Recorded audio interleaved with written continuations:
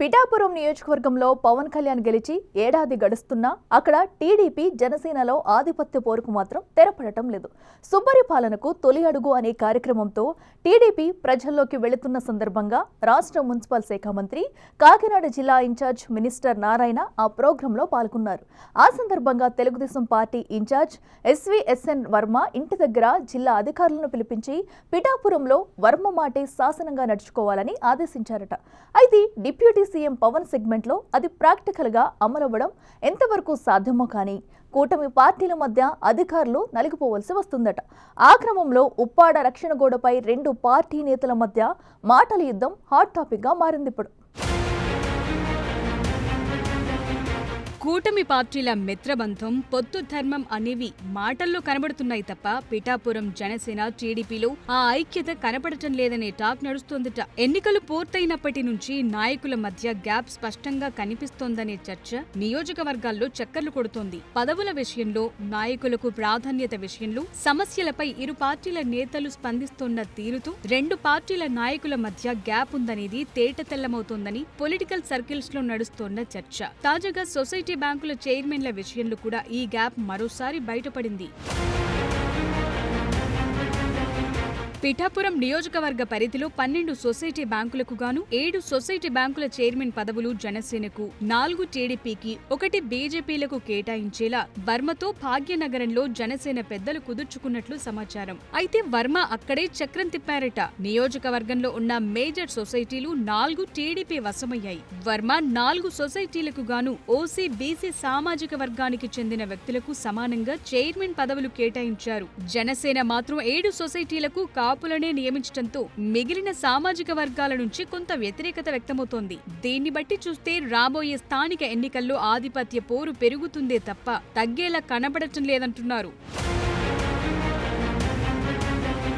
Pithapuram segment పరిధిలోని ఉప్పాడ తీర ప్రాంతంలో కోత విషయంలోనూ రెండు పార్టీల నాయకులు స్పందించిన తీరు కూడా చర్చకు దారితీస్తోందట. సాగర కోత సాక్షిగా మత్స్యకారులను తమ వైపు తిప్పుకోవటానికి జనసేన, టీడీపీ పార్టీలు వేరువేరుగా ప్రకటనలు చేయటం ఆధిపత్య పోరును మరింత ముదిరెట్లు చేశాయనే చర్చ నియోజకవర్గంలో నడుస్తోందట. మేమంటే మేము అనే విధంగా నాయకులు చేసిన ప్రకటనలు, పర్యటనలు అందుకు అద్దం పడుతున్నాయి. నియోజకవర్గ పరిధిలో ఉన్న ఉప్పాడ సముద్ర తీర రక్షణ గోడ విషయం ఇటీవల ప్రభుత్వం కేంద్రానికి ప్రతిపాదనలు పంపింది. ఈ విషయంలో కూటమిలోని టీడీపీ, జనసేన మధ్య విభేదాలు మరోసారి రాజుకున్నాయట. ఉప్పాడ తీరం రక్షణ, సముద్రపు కోత శాశ్వత పరిష్కారం కోసం 323 కోట్లతో ప్రతిపాదనలను కేంద్ర హోం మంత్రిత్వ శాఖకు పంపించామని గత నెల 18న డిప్యూటీ సీఎం పవన్ కళ్యాణ్ ప్రకటించారు. దీంతో జనసేన శ్రేణులు పెద్ద ఎత్తున సోషల్ మీడియా వేదికగా విస్తృతంగా ప్రచారం చేసుకున్నారు. గతంలోనూ తీర రక్షణ గోడకు అనేక ప్రతిపాదనలు వెళ్లాయి. కేంద్రం దీనికి సంబంధించిన నిధులను కేటాయించలేదు. గత వైసీపీ ప్రభుత్వ హయాంలో కాకినాడ మాజీ ఎంపీ వంగ గీత పలుమార్లు కేంద్ర మంత్రులను కలిసి తీర ప్రాంత రక్షణ కోసం నిధులను కేటాయించాలని విజ్ఞప్తులు చేశారు. కానీ అవేమీ వారు పట్టించుకున్న దాఖలాలు లేవు.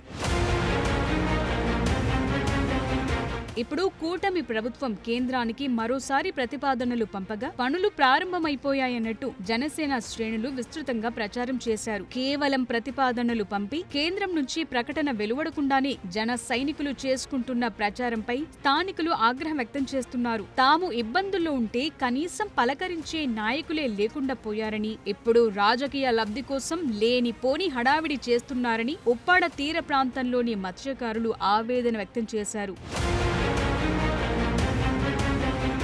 ఆ క్రమంలో టీడీపీ మాజీ ఎమ్మెల్యే వర్మ రంగంలోకొచ్చారు. తీర ప్రాంతాన్ని పరిశీలించి అక్కడి ప్రజలతో నేరుగా మాట్లాడారు. స్థానికులతో కలిసి మాట్లాడిన వర్మ ఎన్నికల్లో ఇచ్చిన హామీ ప్రకారం ఉప్పాడ తీరాన్ని రక్షించి తీరుతామని ఇప్పటికే ముఖ్యమంత్రి చంద్రబాబు కేంద్ర ప్రభుత్వానికి ప్రతిపాదనలు పంపించారని స్థానికులకు చెప్పుకొచ్చారు. ఇదే విషయాన్ని ఆయన సోషల్ మీడియా ఖాతాల్లో పోస్టు చేశారు. దీంతో సీన్లోకి జన సైనికులొచ్చారు. ఉప్పాడ పరామర్శ యాత్ర కాస్త పొలిటికల్ టర్న్ తీసుకున్నట్లయింది. ఉప్పాడ తీర రక్షణ విషయంలో పవన్ కళ్యాణ్ పేరు ప్రస్తావించకపోవడంతో జనసేన పార్టీ శ్రేణులు భగ్గుమన్నాయి. తన సొంత క్రెడిట్ కోసం వర్మ వ్యవహరిస్తున్నారని ఆగ్రహం వ్యక్తం చేస్తున్నాయి. తమ జనసేనాని ప్రతిపాదనలు పంపితే మీరెలా ప్రచారం చేసుకుంటారని మండిపడుతున్నారు. మొత్తానికి పిఠాపురంలో జనసేన టీడీపీల మధ్య వైరం ఏదో ఒక ఇష్యూలో తరచూ రచ్చకెక్కుతుండటం సామాన్యులకు అంతుపట్టకుండా తయారైందంటున్నారు.